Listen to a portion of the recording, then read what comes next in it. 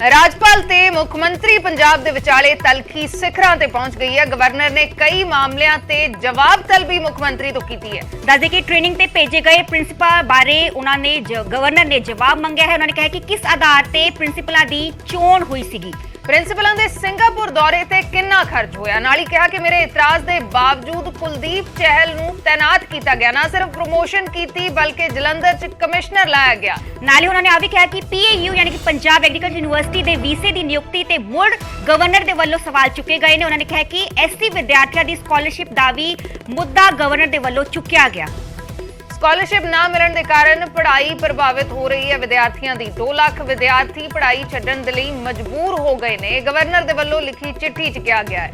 Governor ਨੇ ਕਿਹਾ ਕਿ ਸੀਐਮ ਨੂੰ 15 ਦਿਨਾਂ ਦੀ ਡੈਡਲਾਈਨ ਦਿੱਤੀ ਗਈ ਹੈ। 15 ਦਿਨਾਂ 'ਚ ਜਵਾਬ ਨਹੀਂ ਮਿਲਿਆ ਤੇ ਕਾਨੂੰਨੀ ਸਲਾਹ ਲਿੱਤੀ ਜਾਏਗੀ ਗਵਰਨਰ ਦੇ ਵੱਲੋਂ। ਗਵਰਨਰ ਦੀ ਚਿੱਠੀ ਤੇ ਮੁੱਖ ਮੰਤਰੀ ਨੇ ਮੋੜਵਾਂ ਜਵਾਬ ਦਿੱਤਾ ਹੈ। ਉਹਨਾਂ ਨੇ ਕਿਹਾ ਕਿ ਮੈਂ ਤੁਹਾਨੂੰ ਨਹੀਂ ਜਵਾਬ ਦੇ, ਮੈਂ ਪੰਜਾਬ ਦੇ ਲੋਕਾਂ ਨੂੰ ਜਵਾਬ ਦੇ ਹਾਂ। ਉਹਨਾਂ ਨੇ ਕਿਹਾ ਕਿ ਇਹੀ ਮੇਰਾ ਤੁਹਾਡੇ ਲਈ ਜਵਾਬ ਹੈ। ਤੁਹਾਡੀਆਂ ਚਿੱਠੀਆਂ ਮੀਡੀਆ ਜ਼ਰੀਏ ਸਾਨੂੰ ਮਿਲੀਆਂ ਹਨ।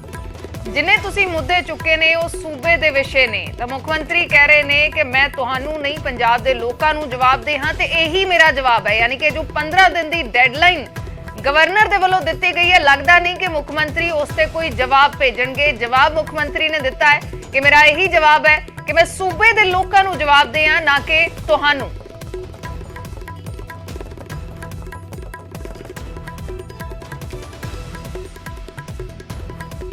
ਗਵਰਨਰ ਦੇ ਵੱਲੋਂ ਚਿੱਠੀ ਲਿਖੀ ਗਈ ਹੈ। ਮੁੱਖ ਮੰਤਰੀ ਪੰਜਾਬ ਨੂੰ ਚਿੱਠੀ ਲਿਖ ਕੇ ਉਹਨਾਂ ਨੇ ਕਈ ਸਾਰੇ ਸਵਾਲ ਕੀਤੇ ਨੇ। ਸਿੰਗਾਪੁਰ ਜੋ ਪ੍ਰਿੰਸੀਪਲ ਭੇਜੇ ਗਏ ਸੀ, ਉਹਨਾਂ ਦੀ ਚੋਣ ਕਿਸ ਆਧਾਰ ਤੇ ਹੋਈ, ਕਿਵੇਂ ਉਹਨਾਂ ਦੀ ਸਿਲੈਕਸ਼ਨ ਹੋਈ, ਉਹਨਾਂ ਨੂੰ ਭੇਜਣ ਤੇ ਕਿੰਨਾ ਖਰਚ ਹੋਇਆ। ਇਸ ਤੋਂ ਇਲਾਵਾ ਕੁਲਦੀਪ ਸਿੰਘ ਚਹਿਲ ਨੂੰ ਲੈ ਕੇ ਸਵਾਲ ਕੀਤੇ ਗਏ, ਜਿਨ੍ਹਾਂ ਨੂੰ ਚੰਡੀਗੜ੍ਹ ਐਸਐਸਪੀ ਦੇ ਅਹੁਦੇ ਤੋਂ ਉਹਨਾਂ ਦੀ ਪੂਰੀ ਮਿਆਦ, ਉਹਨਾਂ ਦੀ ਟੈਨਿਓਰ ਖਤਮ ਹੋਣ ਤੋਂ ਪਹਿਲਾਂ ਹਟਾ ਦਿੱਤਾ ਗਿਆ ਸੀ। ਤਾਂ ਕਈ ਸਾਰੇ ਸਵਾਲ ਕੀਤੇ ਨੇ ਤੇ 15 ਦਿਨਾਂ ਦੀ ਡੈਡਲਾਈਨ ਦਿੱਤੀ ਹੈ।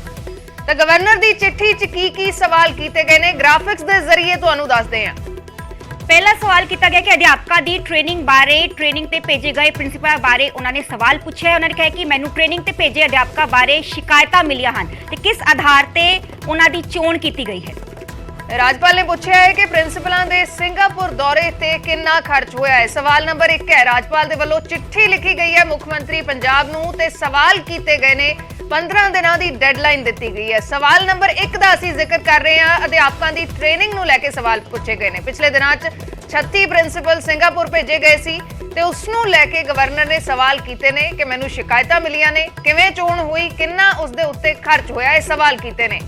ਗ੍ਰਾਫਿਕਸ ਨੰਬਰ 2 ਦਾ ਜ਼ਿਕਰ ਕਰਦੇ ਹਾਂ ਜਾਂ ਸਵਾਲ ਨੰਬਰ 2 ਦਾ ਜ਼ਿਕਰ ਕਰਦੇ ਹਾਂ ਜੋ ਗਵਰਨਰ ਨੇ ਪੁੱਛਿਆ ਹੈ। ਉਹਨਾਂ ਨੇ ਕਿਹਾ ਕਿ ਜਵੰਦਾ ਦੀ ਚੇਅਰਮੈਨੀ ਬਾਰੇ ਉਹਨਾਂ ਨੇ ਸਵਾਲ ਪੁੱਛਿਆ ਹੈ ਕਿ ਗੁਰਿੰਦਰਜੀਤ ਸਿੰਘ ਜਵੰਦਾ ਨੂੰ ਚੇਅਰਮੈਨ ਲਗਾਇਆ ਗਿਆ। ਹਾਲਾਂਕਿ ਪੰਜਾਬ ਇਨਫੋਰਮੇਸ਼ਨ ਅਤੇ ਕਮਿਊਨੀਕੇਸ਼ਨ ਅਤੇ ਟੈਕਨੀਕਲ ਕਾਰਪੋਰੇਸ਼ਨ ਦੇ ਚੇਅਰਮੈਨ ਲਗਾਏ ਗਏ ਨੇ। ਜਵੰਦਾ ਦੇ ਉੱਤੇ ਅਗਵਾ ਕਰਨ ਅਤੇ ਜਾਇਦਾਦ ਕਬਜ਼ਾਉਣ ਦਾ ਇਲਜ਼ਾਮ ਹੈ। ਗਵਰਨਰ ਦੇ ਵੱਲੋਂ ਦੂਸਰਾ ਸਵਾਲ ਪੁੱਛਿਆ ਗਿਆ। ਉਹਨਾਂ ਨੇ ਕਿਹਾ ਕਿ ਮੈਨੂੰ ਇਸ ਬਾਰੇ ਜਾਣਕਾਰੀ ਮੁਹੱਈਆ ਕਰਵਾਈ ਜਾਵੇ।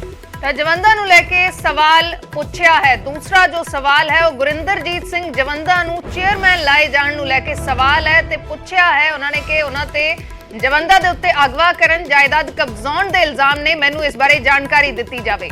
ਤਾਂ ਇਹ ਇਲਜ਼ਾਮ ਨੇ, ਸ਼ਿਕਾਇਤਾਂ ਗਵਰਨਰ ਨੂੰ ਮਿਲੀਆਂ ਨੇ। ਤੀਸਰਾ ਸਵਾਲ ਉਹਨਾਂ ਨੇ ਕਿਹਾ ਹੈ ਕਿ ਤੁਸੀਂ ਲਿਖਿਆ ਕਿ ਤੁਹਾਨੂੰ ਲੋਕਾਂ ਨੇ ਮੁੱਖ ਮੰਤਰੀ ਚੁਣਿਆ ਹੈ। ਗਵਰਨਰ ਨੇ ਕਿਹਾ ਕਿ ਮੈਂ ਇਸ ਗੱਲ ਨਾਲ ਇਤਫਾਕ ਰੱਖਦਾ ਹਾਂ, ਪਰ ਸੰਵਿਧਾਨ ਦੇ ਆਰਟੀਕਲ ਨੰਬਰ 157 ਦਾ ਉਹਨਾਂ ਨੇ ਹਵਾਲਾ ਦਿੱਤਾ। ਉਹਨਾਂ ਨੇ ਕਿਹਾ ਕਿ ਆਰਟੀਕਲ ਨੰਬਰ 167 ਦੇ ਅਨੁਸਾਰ ਤੁਸੀਂ ਆਨਸਰੇਬਲ ਹੋ, ਮੈਨੂੰ ਤੁਸੀਂ ਮੇਰੇ ਵੱਲੋਂ ਮੰਗੀ ਗਈ ਜਾਣਕਾਰੀ ਦੇਣ ਦੇ ਲਈ ਪਾਬੰਦ ਹੋ। ਜੋ ਵੀ ਮੈਂ ਸਵਾਲ ਕਰਦਾ ਹਾਂ ਉਹ ਜਾਣਕਾਰੀ ਮੁਹੱਈਆ ਕਰਵਾਉਣ ਦੇ ਲਈ ਤੁਸੀਂ ਪਾਬੰਦ ਹੋ। ਤੁਸੀਂ ਮੇਰੇ ਨਾਲ ਜਾਣਕਾਰੀ ਸਾਂਝੀ ਨਹੀਂ ਕਰਦੇ, ਤੁਸੀਂ ਮੇਰੀਆਂ ਚਿੱਠੀਆਂ ਦਾ ਜਵਾਬ ਨਹੀਂ ਦਿੰਦੇ। ਮੈਂ ਹੁਣ ਤੱਕ ਇਹ ਮਾਮਲਾ ਮੀਡੀਆ 'ਚ ਲੈ ਕੇ ਨਹੀਂ ਗਿਆ ਸੀ, ਪਰ ਹੁਣ ਮੈਂ ਮਜਬੂਰ ਹੋ ਕੇ ਮੀਡੀਆ 'ਚ ਮੁੱਦਾ ਚੁੱਕ ਰਿਹਾ। ਤਾਂ ਸਵਾਲ ਨੰਬਰ 3 ਸਰਕਾਰ ਦੇ ਤਾਲਮੇਲ ਦੇ ਬਾਰੇ ਹੈ ਕਿ ਮੈਂ ਜਿੰਨੀ ਵਾਰ ਕੋਈ ਜਾਣਕਾਰੀ ਮੰਗਦਾ ਹਾਂ ਤੁਸੀਂ ਮੇਰੇ ਨਾਲ ਜਾਣਕਾਰੀ ਸਾਂਝੀ ਨਹੀਂ ਕਰਦੇ।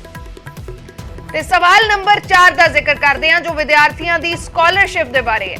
ਉਹਨਾਂ ਨੇ ਕਿਹਾ ਕਿ ਸਕਾਲਰਸ਼ਿਪ ਬਾਰੇ ਐਸਸੀ ਵਿਦਿਆਰਥੀਆਂ ਦੀ ਸਕਾਲਰਸ਼ਿਪ ਦਾ ਵੀ ਉਹਨਾਂ ਦੇ ਵੱਲੋਂ ਮੁੱਦਾ ਚੁੱਕਿਆ ਗਿਆ। ਉਹਨਾਂ ਨੇ ਕਿਹਾ ਕਿ ਸਕਾਲਰਸ਼ਿਪ ਨਾ ਮਿਲਣ ਕਾਰਨ ਜੋ ਸਟੂਡੈਂਟਸ ਨੇ ਉਹਨਾਂ ਦੀ ਪੜ੍ਹਾਈ ਪ੍ਰਭਾਵਿਤ ਹੋ ਰਹੀ ਹੈ। 2 ਲੱਖ ਵਿਦਿਆਰਥੀਆਂ ਪੜ੍ਹਾਈ ਛੱਡਣ ਲਈ ਮਜਬੂਰ ਹੋ ਗਏ ਨੇ। ਤੇ ਸਵਾਲ ਨੰਬਰ 4 ਉਹਨਾਂ ਦੇ ਵੱਲੋਂ ਪੁੱਛਿਆ ਗਿਆ ਹੈ। ਤਲਖੀ ਅਰਸ਼ੀਏ ਕਿਤੇ ਨਾ ਕਿਤੇ ਕਹਿ ਸਕਦੇ ਹਾਂ ਕਿ ਗਵਰਨਰ ਤੇ ਸੀਐਮ ਦੇ ਵਿਚਾਲੇ ਸਿਖਰਾਂ ਤੇ ਹੈ। ਬਿਲਕੁਲ, ਤਾਂ ਇਹ ਮੀਡੀਆ ਦੇ ਜ਼ਰੀਏ ਇਸ ਵਾਰ ਸਵਾਲ ਰੱਖੇ ਨੇ ਗਵਰਨਰ ਨੇ। ਸਵਾਲ number 5 Punjab agriculture university Punjab खेतीबाड़ी यूनिवर्सिटी दे वाइस चांसलर दे बारे सवाल नंबर 5 पीएयू दे वीसी दी नियुक्ति ते गवर्नर ने फिर तो सवाल चुके ने ते उन्हां ने सरकार नूं लिखे पत्र दा हवाला दिता है, वीसी नूं हटाउण दे बारे जवाब मंगिया है। तां पंजाब खेतीबाड़ी यूनिवर्सिटी दे वाइस चांसलर दे बारे मुड़ तो सवाल कीता है। सवाल नंबर 6 का जिक्र करते हैं, इंपॉर्टेंट सवाल नंबर 6 कुलदीप सिंह चाहल के बारे। उन्होंने कहा कि कुलदीप चाहल की प्रमोशन ते भी गवर्नर के वल्लों सवाल चुके गए। उन्होंने कहा कि मेरा इतराज के बावजूद भी कुलदीप चाहल नूं तैनात किया गया, ना सिर्फ प्रमोशन बल्कि जलंधर च कमिश्नर नियुक्त कर दिता गया। तो सवाल नंबर 6 गवर्नर के वल्लों सीएम नूं पूछा गया। कुलदीप सिंह चाहल की तैनाती के बारे सवाल पूछा गया है। एसएसपीसी चंडीगढ़ के गवर्नर दे नाल कुछ विवाद होया, जिस तो बाद उन्हां नूं हटा दिता गया। अहुदे दे उत्तों उन्हां दी टेन्योर अजे कंप्लीट नहीं हुई सी, लेकिन हटा दिता गया। ते हुण गवर्नर ने सवाल पूछा है कि कुलदीप सिंह चाहल नूं मेरे इतराज के बावजूद तैनात कर दिता गया, दोबारा तैनात कर दिता गया, सगों तैनात नहीं किया गया, प्रमोशन दे दी गई। ते सवाल नंबर 7 उन्होंने कहा है कि अग्रवाल बारे अहम मीटिंग च मौजूदगी ते सवाल चुके गए ने। उन्होंने कहा कि सीनियर अधिकारियों की मीटिंग च मौजूदगी, नवल अग्रवाल की मौजूदगी ते उन्होंने वालों सवाल चुके गए ने। नवल अग्रवाल के बारे सवाल है, सीनियर अधिकारियों की मीटिंग च नवल अग्रवाल की मौजूदगी ते भी गवर्नर ने सवाल चुके ने। ते सवाल नंबर 8 सरकारी इश्तिहारां नूं लैके गवर्नर ने सवाल कीते ने। उन्होंने कहा कि इश्तिहारा बारे विस्तार च उन्होंने वालों जानकारी मंगी गई है, पर उन्होंने कहा है कि पर जापदा है कि तुसी इसनूं ठंडे बस्ते च पा दिता है। ते गवर्नर दे वालों कई सवाल पूछे गए ने, सीएम भगवंत मान नूं बकायदा चिट्ठी च लिखी।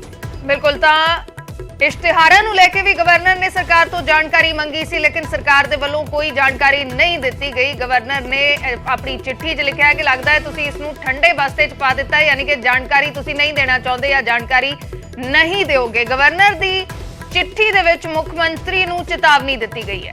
चेतावनी आ दी गई है कि जे 15 दिनों के अंदर अंदर जवाब नहीं मिलया तो कानूनी सलाह ली जाएगी गवर्नर दे वल्लों। बिल्कुल एक डेडलाइन दे दी है कि 15 दिनों मेरे सवालों का जवाब दो, 15 दिनों से जवाब ना दिता तो मैं इस ते कानूनी सलाह लवांगा।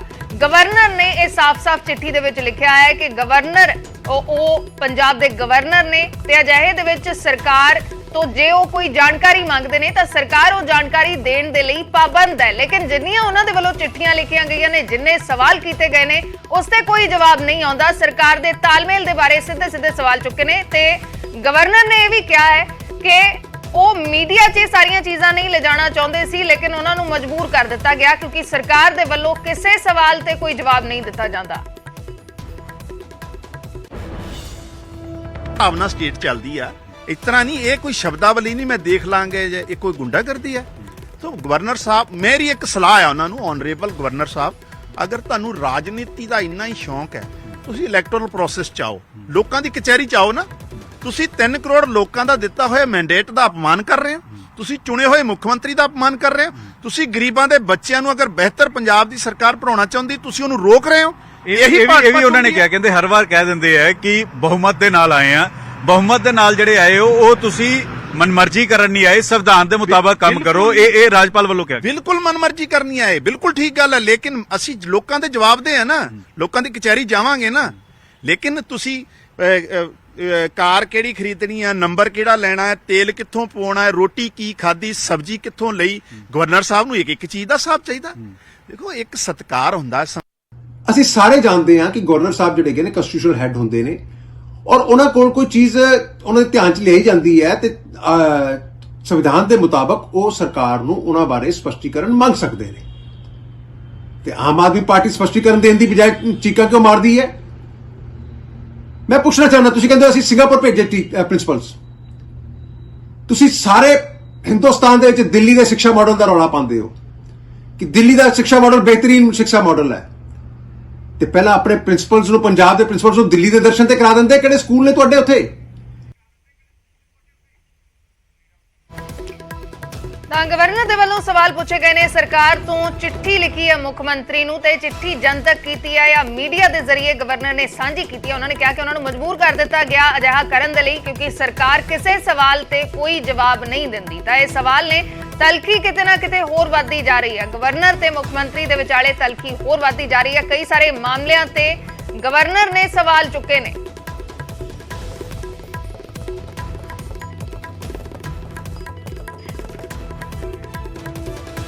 ਤਾਂ ਪੰਕਜ ਕਬਾਹੀ ਸਾਡੇ ਸਹਿਯੋਗੀ ਫੋਨ ਲਾਈਨ ਤੇ ਜੁੜ ਚੁੱਕੇ ਨੇ। ਪੰਕਜ, ਇਸ ਸਭ ਨੂੰ ਕਿਵੇਂ ਦੇਖਿਆ ਜਾਵੇ? ਗਵਰਨਰ ਇੱਕ ਚਿੱਠੀ ਜਨਤਕ ਕਰ ਦਿੰਦੇ ਨੇ ਜਾਂ ਮੀਡੀਆ ਦੇ ਜ਼ਰੀਏ ਸਾਂਝੀ ਕਰਦੇ ਨੇ ਜਿਸ 'ਚ ਬੜੇ ਤਿੱਖੇ ਸਵਾਲ ਕਿਤੇ ਨਾ ਕਿਤੇ ਸਰਕਾਰ ਤੋਂ ਪੁੱਛ ਰਹੇ ਨੇ। ਪ੍ਰਿੰਸੀਪਲਸ ਨੂੰ ਸਿੰਗਾਪੁਰ ਭੇਜਿਆ ਗਿਆ, ਕਿਵੇਂ ਚੋਣ ਹੋਈ, ਖਰਚਾ ਕਿੰਨਾ ਹੋਇਆ, ਕੁਲਦੀਪ ਚਾਹਲ ਨੂੰ ਲੈ ਕੇ ਸਵਾਲ ਨੇ, ਨਵਲ ਅਗਰਵਾਲ ਦੀ ਮੀਟਿੰਗਾਂ 'ਚ ਮੌਜੂਦਗੀ ਨੂੰ ਲੈ ਕੇ ਸਵਾਲ ਨੇ, ਕਈ ਸਾਰੇ ਸਵਾਲ ਨੇ। ਤੇ ਇਹ ਵੀ ਇਲਜ਼ਾਮ ਕਿਤੇ ਨਾ ਕਿਤੇ ਗਵਰਨਰ ਲਾ ਰਹੇ ਨੇ ਕਿ ਜਿੰਨੇ ਵਾਰ ਉਹਨਾਂ ਨੇ ਕੋਈ ਜਾਣਕਾਰੀ ਮੰਗੀ ਹੈ ਸਰਕਾਰ ਉਹ ਜਾਣਕਾਰੀ ਨਹੀਂ ਦਿੰਦੀ। ਤਾਂ ਇਸ ਸਭ ਨੂੰ ਦੇਖਿਆ ਕਿਵੇਂ ਜਾਏ? देखो, ये तकरार लगातार बढ़ती हुई नजर आई है पिछले अगर 5-6 महीने ਦੇ ਵਿੱਚ ਦੇਖਿਆ ਜਾਵੇ। ਔਰ ਕੱਲ ਦੀ ਜਿਹੜੀ ਚਿੱਠੀ ਹੈ ਉਹ ਚਿੱਠੀ ਨਵੀਂ ਸੀਗੀ, ਲੇਕਿਨ ਉਸ ਦੇ ਵਿੱਚ ਜ਼ਿਕਰ ਸਿੰਗਾਪੁਰ ਤੋਂ ਇਲਾਵਾ ਬਾਕੀ ਪੁਰਾਣੀਆਂ ਸਾਰੀਆਂ ਚਿੱਠੀਆਂ ਦਾ ਸੀਗਾ। ਔਰ ਇਹ ਰਾਜਪਾਲ ਦੇ ਵੱਲੋਂ ਕਿਹਾ ਗਿਆ ਕਿ ਆਰਟੀਕਲ 160 ਦੇ ਤਹਿਤ ਉਹ ਜਵਾਬ ਮੰਗ ਰਹੇ ਨੇ, ਸੰਵਿਧਾਨ ਦੇ ਮੁਤਾਬਕ ਜਵਾਬ ਮੰਗ ਰਹੇ ਨੇ ਕਿ ਇਹਨਾਂ ਸਾਰੇ ਸਵਾਲਾਂ ਦੇ ਉੱਤੇ ਜਵਾਬ ਦਿੱਤੇ ਜਾਣ। ਚਾਹੇ ਸਿੰਗਾਪੁਰ ਦੇ ਵਿੱਚ ਜਿਹੜੇ ਪ੍ਰਿੰਸੀਪਲ ਭੇਜੇ ਗਏ ਉਹਨਾਂ ਦੀ ਕਿਸ ਤਰੀਕੇ ਨਾਲ ਸਿਲੈਕਸ਼ਨ ਹੋਈ, ਖਰਚਾ ਕਿੰਨਾ ਹੋਇਆ, ਚਾਹੇ ਪੀਏਯੂ ਦੇ ਵਾਈਸ ਚਾਂਸਲਰ ਕਿਵੇਂ ਲਗਾਏ ਗਏ, ਉਹਨਾਂ ਦਾ ਕੀ ਕ੍ਰਾਈਟੇਰੀਆ ਸੀਗਾ ਔਰ ਕਿਉਂ ਲਗਾਏ ਗਏ ਜਦੋਂ ਇਤਰਾਜ਼ ਜ਼ਾਹਰ ਕੀਤਾ ਗਿਆ। ਔਰ ਇਸ ਤੋਂ ਇਲਾਵਾ ਨਵਲ ਅਗਰਵਾਲ ਜਿਹੜੇ ਮੀਟਿੰਗ 'ਚ ਕਿਵੇਂ ਬੈਠੇ, ਜਿਹੜੀ ਸੀਕ੍ਰੇਟ ਮੀਟਿੰਗ ਹੁੰਦੀ ਹੈ। ਇਸ ਤੋਂ ਇਲਾਵਾ ਕਈ ਸਾਰੇ ਮਸਲਿਆਂ ਦੇ ਉੱਤੇ ਗੱਲਬਾਤ ਜਿਹੜੀ ਉਹ ਕੀਤੀ ਗਈ ਔਰ ਇਹ ਕਹਿ ਦਿੱਤਾ ਗਿਆ ਕਿ 15 ਦਿਨਾਂ ਦੇ ਅੰਦਰ ਅੰਦਰ ਜਵਾਬ ਦਿਓ। ਅਗਰ ਜਵਾਬ ਨਹੀਂ ਦਿੱਤਾ ਤਾਂ ਫਿਰ ਕਾਨੂੰਨੀ ਸਲਾਹ ਮਸ਼ਵਰਾ ਜਿਹੜਾ ਉਹ ਲਿੱਤਾ ਜਾਏਗਾ। ਇਹ ਬੜੀ ਅਹਿਮ ਤੇ ਬਹੁਤ ਤਿੱਖੀ ਪੰਕਜ, ਇਸੇ ਪੁਆਇੰਟ ਤੇ ਮੁੱਖ ਮੰਤਰੀ ਨੇ ਇਹ ਵੀ ਜਵਾਬ ਦਿੱਤਾ ਕਿ ਮੈਂ ਪੰਜਾਬ ਦੇ ਲੋਕਾਂ ਨੂੰ ਜਵਾਬ ਦੇ ਆ, ਤੁਹਾਨੂੰ ਜਵਾਬ ਦੇ ਨਹੀਂ ਆ ਤੇ ਮੇਰਾ ਇਹੀ ਜਵਾਬ ਹੈ। ਕੀ ਮੰਨਿਆ ਜਾਵੇ ਕਿ 15 ਦਿਨਾਂ ਦਾ ਸਮਾਂ ਭਾਵੇਂ ਦਿੱਤਾ ਹੈ ਗਵਰਨਰ ਨੇ ਤਾਂ ਮੁੱਖ ਮੰਤਰੀ ਕੋਈ ਜਵਾਬ ਨਹੀਂ ਭੇਜਣਗੇ, ਇਹ ਸਮਝਿਆ ਜਾਵੇ?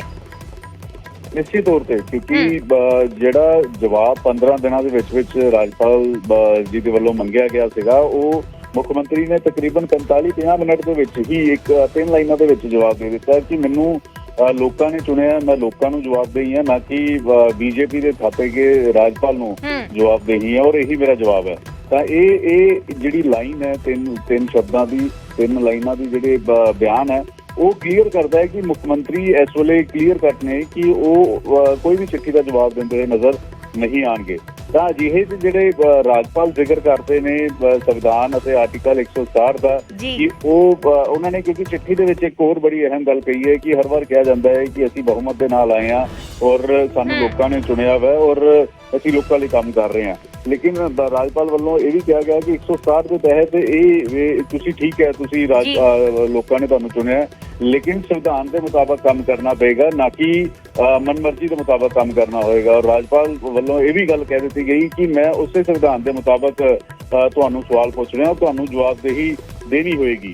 ਤਾਂ ਜਿਹੇ 'ਚ ਮੁੱਖ ਮੰਤਰੀ ਦੇ ਵੱਲੋਂ ਤਾਂ 3 ਲਾਈਨਾਂ ਦੇ ਵਿੱਚ ਜਵਾਬ ਦਿੱਤਾ ਗਿਆ, ਲੇਕਿਨ ਆਮ ਆਦਮੀ ਪਾਰਟੀ ਬੜੀ ਤਿੱਖੀ ਰਾਜਪਾਲ ਦੇ ਇਹਨਾਂ ਸਵਾਲਾਂ ਦੇ ਉੱਤੇ ਹੁੰਦੀ ਹੋਈ ਨਜ਼ਰ ਆਈ ਹੈ। ਉਹਨਾਂ ਨੇ ਇੱਥੋਂ ਤੱਕ ਕਹਿ ਦਿੱਤਾ ਕਿ ਅਗਰ ਰਾਜਨੀਤੀ ਕਰਨੀ ਹੈ ਤਾਂ ਫਿਰ ਤੁਸੀਂ ਚੋਣ ਲੜ ਕੇ ਦੇਖ ਲਓ।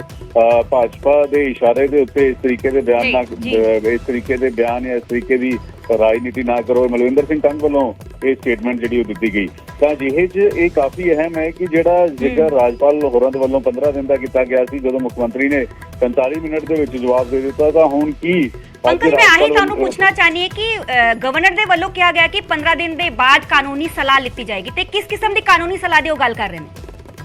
ਦੇਖੋ, ਇਹ ਪੰਜਾਬ ਦੀ ਰਾਜਨੀਤੀ 'ਚ ਕਦੀ ਅਜਿਹਾ ਨਹੀਂ ਹੋਇਆ ਕਿ ਰਾਜਪਾਲ ਵਰਸਸ ਸਰਕਾਰ ਇੰਨੀ ਤਿੱਖੀ ਹੋਵੇ ਔਰ ਲਗਾਤਾਰ ਇੱਕ ਤੋਂ ਬਾਅਦ ਇੱਕ ਮੁੱਦਿਆਂ ਦੇ ਉੱਤੇ ਹੋਵੇ, ਕਿਉਂਕਿ ਰਾਜਪਾਲ ਪੰਜਾਬ ਦੇ ਵਿੱਚ ਸਭ ਤੋਂ ਉੱਪਰ ਨੇ ਜਿਹੜੀ ਉਹਨਾਂ ਦੀ ਪੋਸਟ ਹੈ।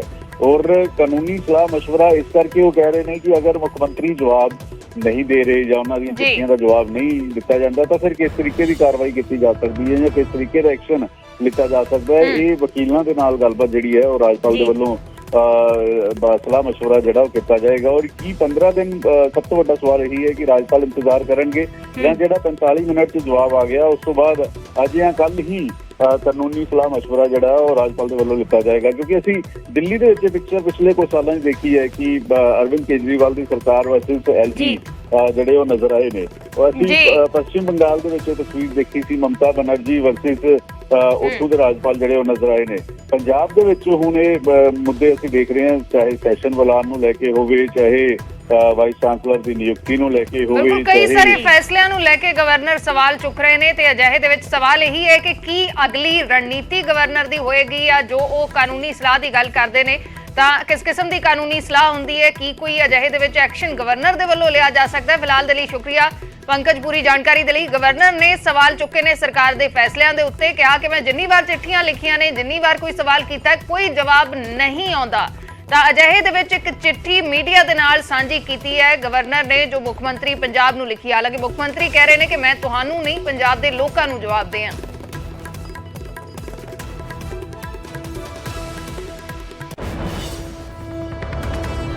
ਗਵਰਨਰ ਤੇ ਸੀਐਮ ਦੀ ਲੜਾਈ ਦੇ ਵਿਚਾਲੇ ਹੁਣ ਅਕਾਲੀ ਦਲ ਦੀ ਐਂਟਰੀ ਹੋ ਚੁੱਕੀ ਹੈ। ਸ਼੍ਰੋਮਣੀ ਅਕਾਲੀ ਦਲ ਦਾ ਕਹਿਣਾ ਹੈ ਕਿ ਗੈਰ ਸੰਵਿਧਾਨ ਫੈਸਲਿਆਂ ਦੀ ਜਾਂਚ ਕੀਤੀ ਜਾਣੀ ਚਾਹੀਦੀ ਹੈ।